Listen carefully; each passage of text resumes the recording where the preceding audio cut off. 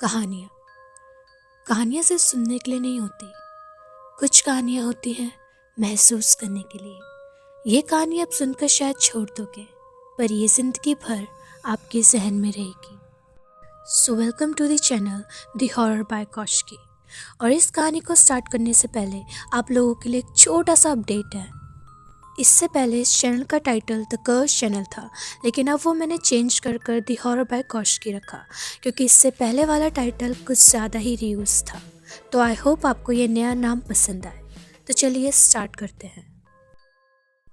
Dark web. Dark web एक ऐसी चीज़ है, एक ऐसी जगह है जिसके बारे में आप सब लोगों ने सुना होगा, और इसके बारे में डिटेल में जाना आई डोंट थिंक सो इतना इम्पॉर्टेंट है। लेकिन स्टिल जो लोग नहीं जानते उनके लिए मैं बस इतना कहूँगा कि डार्क वेब एक ऐसी जगह है जहाँ पर हर इलीगल काम खुलेआम होते हैं, और इलीगल से आप जिस हद तक अंदाज़ा लगा सकते हैं उससे भी कई ज़्यादा वियर्ड, डरावनी और क्रीपी चीज़ें यहाँ होती हैं। काफ़ी लोगों ने इस जगह को एक्सप्लोर किया है। कुछ लोग करना चाहते हैं और कुछ लोग यहाँ जाने की सोचते भी नहीं, क्योंकि अगर एक बार आप यहाँ जाकर फंस जाते हैं तो वापस अपनी नॉर्मल लाइफ में आना शायद आपके लिए मुश्किल हो जाए। ये इंसिडेंस मेरे दोस्त रोहन के साथ हुआ था। मेरा दोस्त रोहन, जिसको मैं 8-9 साल से जानता था, वो 2-4 दिन से बहुत ही ज़्यादा बीमार था। उसकी तबीयत इतनी ज़्यादा ख़राब हो चुकी थी कि वो हॉस्पिटल में एडमिट हो गया। रोहन ने और मैंने साथ में कॉलेज कंप्लीट किया था। मुझे जब उसकी तबीयत के बारे में पता चला तो जिस हॉस्पिटल में वो एडमिट था, मैं उस हॉस्पिटल में चला गया। मैं बाहर देख सकता था, उसके रिलेटिव्स, फ्रेंड्स सब लोग वहीं पर ही थे। मैं वहाँ जाता हूँ और उसकी फैमिली वाले मुझे ऑलरेडी जानते थे, तो कुछ 10-15 मिनट मैं उनके साथ बाहर ही बात करता हूँ और मैं उसकी तबीयत के बारे में पूछता हूँ। एंड शॉकिंगली उसके पेरेंट्स क्या, इवन वहाँ के डॉक्टर्स भी काफ़ी ज़्यादा कंफ्यूज थे। किसी को भी कुछ भी नहीं पता था कि रोहन के साथ चल क्या रहा है। मैं अंदर की ओर फाइनली जाता हूँ। मैं अपने फ्रेंड को देख सकता था। जिस इंसान के इंस्टाग्राम को देखने के बाद कोई ये नहीं कह सकता कि वो फिटनेस फ्रीक नहीं था या फिर वो बहुत लेज़ी था, क्योंकि उसका इंस्टाग्राम सिर्फ और सिर्फ जिम की फ़ोटोज़ और वीडियोस से भरा रहता था। रोहन बहुत ही ज़्यादा हार्ड वर्किंग था। इवन उसके इंस्टाग्राम को देखकर कोई भी जज कर सकता था, लेकिन वो हमेशा से ऐसा नहीं था। वो बहुत ही ज़्यादा स्किनी था और इसी रीज़न की वजह से वो काफ़ी ज़्यादा परेशान रहता था। लोग उसको अजीब अजीब नाम से पुकारते, लेकिन उसने सबको गलत प्रूफ कर दिया था।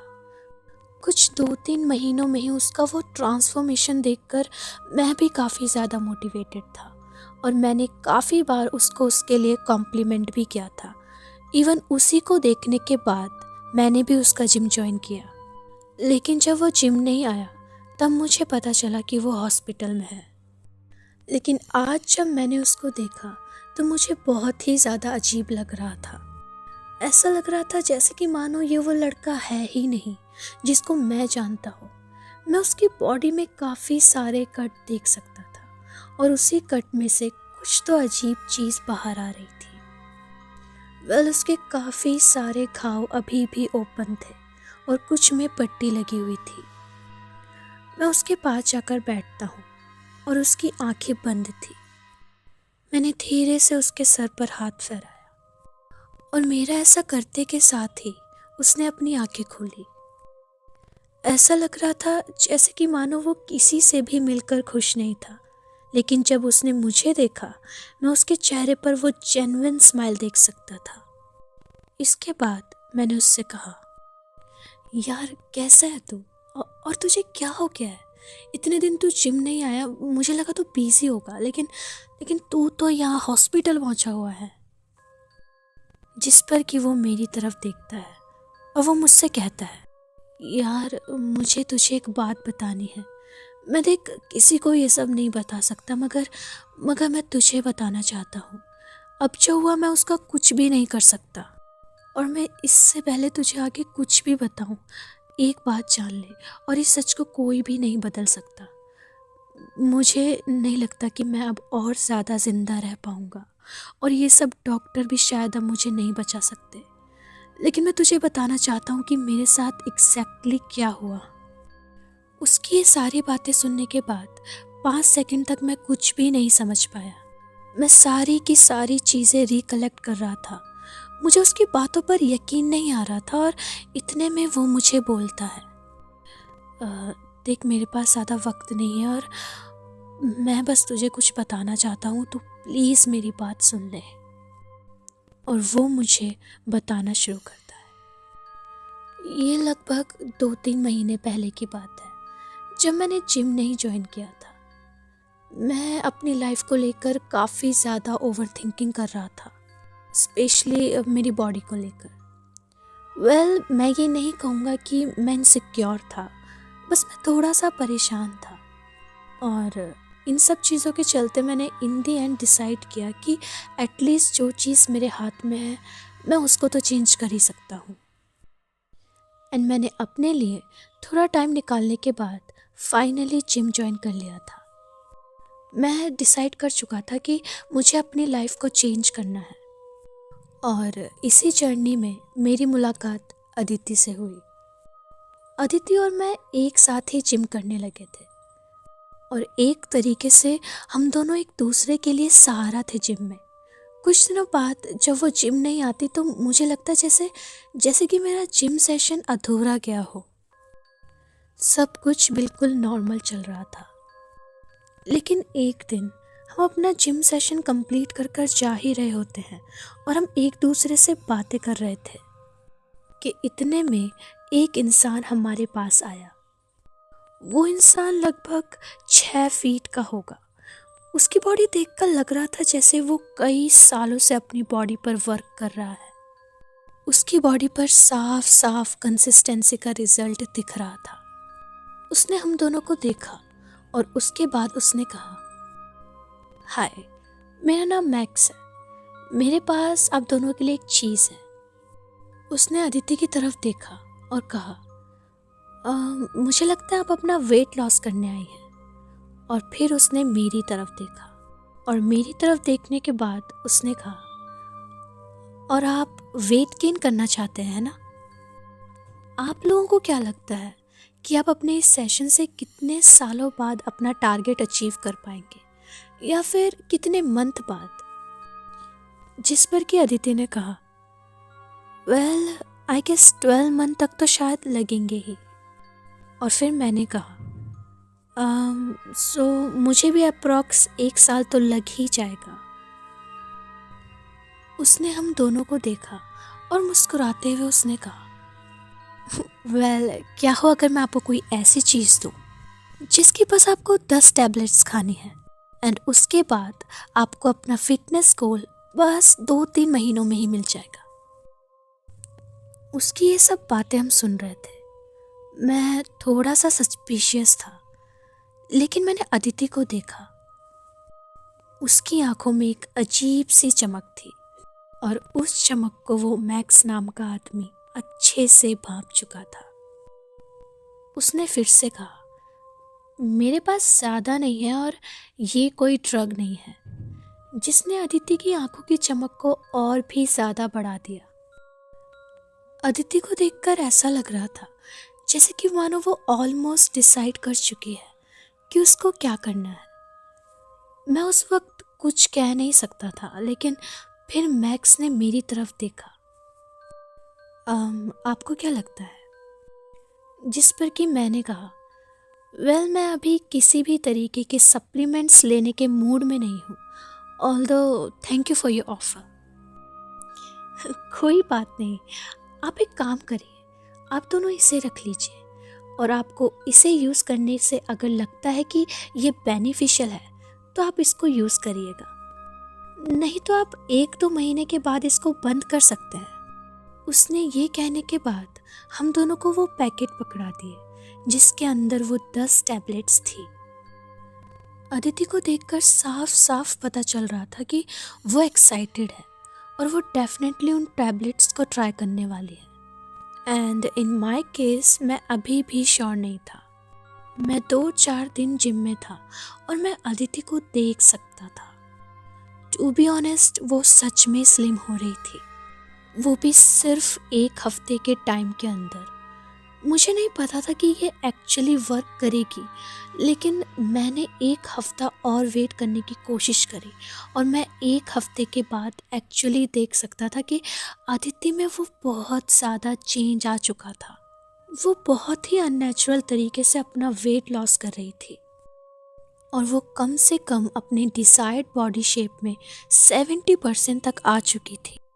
मेरी जब अदिति से बात हुई तो उसने मुझे बताया कि वो 4 से 5 मेडिसिन ऑलरेडी ले चुकी थी और उसका रिजल्ट हम दोनों साफ साफ देख सकते थे।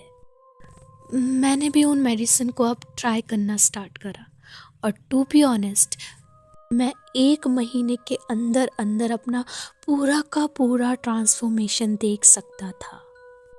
मुझे ऐसा लगने लगा कि मैं सबसे ज़्यादा पावरफुल हूँ। मुझे लगने लगा जैसे कि मुझे कोई ब्लेसिंग मिली हो। लेकिन फिर धीरे धीरे मैंने एक चीज़ नोटिस करी। अदिति अब बहुत ही कम जिम आती है। वो धीरे धीरे इनकंसिस्टेंस होने लगी थी। मैंने कई बार उसको टेक्स्ट किया, लेकिन उसका हमेशा से बस एक ही रिप्लाई आता, यार आज तबीयत थोड़ी ख़राब है। मैं आती हूँ ना यार, कल परसों, आज थोड़ी तबीयत ठीक नहीं है। और ये चीज़ें मैं सुन सुनकर ऑलमोस्ट बोर हो चुका था। मुझे ऐसा लगने लगा कि ये सब सिर्फ उसके एक्सक्यूज़ हैं, क्योंकि अब वो अपने फिटनेस गोल को रीच कर चुकी है। लेकिन फिर एक दिन उसका मुझे टेक्स्ट आता है, रोहन प्लीज़ उन मेडिसिन्स को मत लेना, वो एक्चुअली कोई अच्छी मेडिसिन नहीं है। मैं अभी हॉस्पिटल में हूँ, तुम प्लीज़ अभी के अभी मुझसे आकर मिलो। उसका ये टेक्स्ट देखते ही मैं हॉस्पिटल पहुँच जाता हूँ। मैं जैसे ही हॉस्पिटल पहुँचता हूँ, वहाँ अदिति के बहुत सारे रिलेटिव्स ऑलरेडी थे। मैं उन सबको अपने बारे में बताता हूँ, लेकिन तब तक जैसे कि मानो सारी चीज़ें हाथ से बाहर जा चुकी थी। अदिति बहुत ही ज़्यादा कमज़ोर नज़र आ रही थी। वो आईसीयू में थी और हमें अंदर जाना अलाउ नहीं था। मैंने डॉक्टर को उसका मैसेज भी दिखाया, लेकिन उन्होंने स्टिल मुझे अंदर नहीं जाने दिया। कुछ देर बाद आईसीयू के बाहर की इमरजेंसी बेल बजने लगती है और जैसे ही बेल बजती है, सारा का सारा स्टाफ उस रूम में चला जाता है। बाहर अदिति के पेरेंट्स रो रहे थे। वो पूछ रहे थे कि उनकी बेटी को क्या हुआ है, लेकिन उनमें से कोई भी उनके कुछ भी सवाल का जवाब देने के लिए तैयार नहीं था। किसी को कुछ भी समझ में नहीं आ रहा था। एंड देन कुछ टाइम बाद फाइनली बाहर का इमरजेंसी बेल बंद होता है। डॉक्टर्स बाहर आते हैं और उनकी आंखों में शॉक था। उनकी आंखों में एक डिसबिलीव था। इनफैक्ट जो डॉक्टर थे वो काफ़ी ज़्यादा एक्सपीरियंस थे, लेकिन उन्होंने आज तक ऐसा केस नहीं देखा था। उनके चेहरे पर साफ साफ हैरानी नज़र आ रही थी और उन्होंने पूरी की पूरी फैमिली के ऊपर चिल्लाते हुए कहा, आपकी बेटी क्या कंज्यूम कर रही थी? हम देख सकते थे आपकी बेटी की बॉडी के अंदर से वॉर्म निकल रहे थे, बहुत ही छोटे छोटे कीड़े। उसकी आंखें, उसके बाल, यहाँ तक कि उसके जेंटल से भी ऐसा लग रहा था कि उसकी बॉडी रोज वॉर्म कंज्यूम कर रही है। वो वॉर्म्स उसकी बॉडी को अंदर से खा रहे हैं। आप लोगों को नहीं मालूम क्या कि वो क्या खा रही थी। वहाँ पर किसी को कुछ भी समझ में नहीं आ रहा था, लेकिन मैं हर चीज़ साफ साफ समझ सकता था। उन्होंने आगे कंटिन्यू करा, ये इस तरीके के वॉर्म है जो पहले तो उसकी बॉडी के फैट को खाए, लेकिन अब वो उसके इंटरनल ऑर्गन्स को खा रहे हैं। अभी के अभी उसकी एक किडनी भी फेल हो चुकी है और धीरे धीरे उसके लीवर को भी शायद वो वॉर्म खाना स्टार्ट ऑलरेडी कर चुके हैं। और कुछ ही देर में अब आपकी बेटी अब इस दुनिया में नहीं रहेगी। और इसके लिए अब हम कुछ भी नहीं कर सकते। ये सब कुछ सुनने के बाद वहाँ सब के सब लोग शॉक में थे, लेकिन मुझे सब कुछ साफ साफ समझ में आ चुका था। मैं समझ सकता था कि अदिति अब क्यों इतने दिन से जिम नहीं आ रही थी। मैं समझ सकता था कि वो वर्म धीरे धीरे उसको अंदर से खोखला कर रहे थे। लेकिन अब ये सब देखने के बाद मुझे खुद की चिंता होने लगी, क्योंकि मैंने भी ऑलमोस्ट उतनी ही मेडिसिन खाई हुई थी। ये सब होने के बाद मैं अपने घर आ जाता हूँ। मैं उस वक्त तक होपलेस हो चुका था और उसी शाम न्यूज़ भी आ गई कि अदिति इस दुनिया में नहीं रही। मैं ठीक उसी वक्त बाथरूम में गया और मैंने अपने आप को देखा, और जो मैंने देखा वो देखने के बाद मैं अब अपने होश में नहीं था। मैंने अपनी आंखों को जब देखा, मैं अपनी आंखों में देखकर महसूस कर पा रहा था कि मेरी आंखों के अंदर कुछ तो है, कुछ तो मेरी आंख के अंदर घूम रहा था। मैं उसको पकड़ नहीं सकता, लेकिन डेफिनेटली कुछ तो है। और एक पॉइंट पर आकर मैं समझ चुका था कि ये और कुछ नहीं बल्कि वर्म्स हैं। मैं उस वक्त तक बहुत ज़्यादा डर चुका था। मैं समझ चुका था कि अब मेरे साथ भी वही होने वाला है। मैं जल्दी से उसी वक्त किचन में जाता हूँ। किचन में जाने के बाद मैं नाइफ निकालता हूँ और मैं अपनी मसल पर एक कट मारता हूँ। अपनी मसल पर कट मारने के बाद मैं देख सकता था कि उसमें से बहुत ही ज़्यादा खून निकल रहा था, लेकिन मुझे कोई भी दर्द महसूस नहीं हो रहा था, क्योंकि उस वक्त मेरा डर तो कुछ और ही था।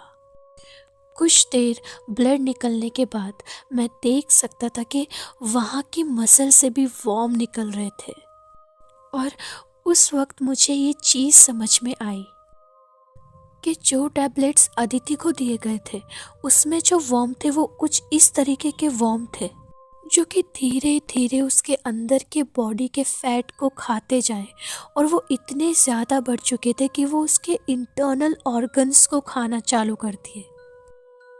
और मेरे केस में जो वर्म मुझे दिए गए थे वो वर्म एक्चुअली इस तरीके से डिज़ाइन थे जो कि मेरी बॉडी में ही बस रह जाए।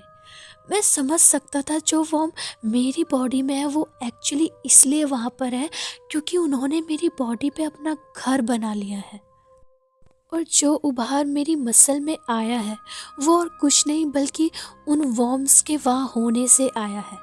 तो अब तक जिसे देखकर मैं इतना ज़्यादा खुश था, जिसे देखकर मुझे महसूस होता था कि मैं पावरफुल हो रहा हूँ, वो एक्चुअली मेरी मसल्स थी ही नहीं। वहाँ पर सिर्फ और सिर्फ वर्म थे, वो वर्म्स जो उस उभार को बाहर लाए हुए थे। और उस दिन से धीरे धीरे मुझे लगने लगा कि वो मेरी बॉडी के हर एक पार्ट में एग्जिस्ट करते हैं। मैं उन्हें हर जगह चलता हुआ फील कर सकता था। धीरे धीरे मेरी तबीयत और ज़्यादा ख़राब होती चली गई, और अब फाइनली तुम मुझे यहाँ देख सकते हो दोस्त। मैं बस वहाँ पर बैठा बैठा रोहन की सारी बातों को सुन रहा था। मुझे कुछ समझ में नहीं आ रहा था कि ये सब सच है भी या ये सब झूठ है, लेकिन मेरे सामने हर एक चीज़ का प्रूफ था। मैंने उससे थोड़ी देर और बात करी, मैंने उससे काफ़ी चीज़ें पूछी, और उसने मुझे हर एक चीज़ का जवाब इतनी एक्यूरेटली दिया जिसकी कोई हद नहीं थी। मैं उससे आधे घंटे और बात किया, और उसके बाद मैं सीधे सीधे अपने घर आ गया, और मैं सीधा गया अपने वॉशरूम में, और मैंने अपने आप को मिरर में देखा। और जब मैंने अपने आप को मिरर में देखा तो मैं भी अपनी आंखों के ठीक सामने एक चीज़ को साफ साफ चलते हुए देख सकता था। इनफैक्ट एक से ज़्यादा चीज़ों को मैं चलते हुए देख सकता था। एक इंसान जिसका नाम मैक्स था, उसने मुझे भी अभी हाल ही में सेम मेडिसिन दी थी, और मैं 3 से 4 तो ऑलरेडी कंज्यूम कर चुका था। और अब मुझे भी नहीं पता कि इसका रिजल्ट क्या होने वाला है। मैं अभी जस्ट अपने दोस्त रोहन से मिलकर आया हूँ और उसकी स्टोरी भी बहुत ही ज़्यादा सिमिलर थी और सेम टू सेम चीज़ें अदिति के साथ भी हुई। एंड अब आई डोंट नो मेरे साथ क्या होने वाला है और मेरे अंदर जो चीज़ है ये एक्चुअली में क्या चीज़ है। मैंने ऑनलाइन थोड़ी सी ज़्यादा डीप रिसर्च तो करी थी, लेकिन नॉर्मल इंटरनेट पर मुझे कुछ भी नहीं मिला। लेकिन डार्क वेब के एक फॉरम तक जब मैं पहुंचा तो वहाँ पर मुझे एक आर्टिकल मिला। ज़्यादा डिटेल तो नहीं थी, बस इतना लिखा था, ह्यूमन इन्हेंसमेंट ट्रायल, और उसके आगे लिखा था फेल्ड, और नीचे रीज़न था सब्जेक्ट रिएक्शन अनस्टेबल, और उसके लास्ट में एक लाइन जोड़ी गई थी कि if you are reading this you are already part of the experiment, जिसका साफ साफ मतलब ये था कि ये टैबलेट्स इंसान की बॉडी को इन्हेंस करने के लिए बनाई गई थी, जो कि साफ और सीधे तरीके से फेल हो चुकी थी। और मेरी ये चीज़ें पढ़ते के साथ ही वो वेबसाइट जो मैंने खोली हुई थी वो 5 सेकंड्स के अंदर अंदर बंद हो चुकी थी। अब ना मुझे उस मैक्स नाम के इंसान के बारे में कुछ भी पता है और ना इस वेबसाइट के बारे में, और ना ही मेरे पास अब शायद इतना वक्त है कि मैं कोई स्टेप ले सकूं। इन दी एंड मैं बस यही कहना चाहूँगा कि डार्क वेब अगर आपको लगता है कि सिर्फ स्क्रीन के पीछे तक सीमित है तो आप गलत हैं, और कौन सा इंसान इससे जुड़ा हुआ है आप नहीं जानते। तो बेहतर यही होगा कि आप अपनी ज़िंदगी में शॉर्टकट्स लेने से बचें।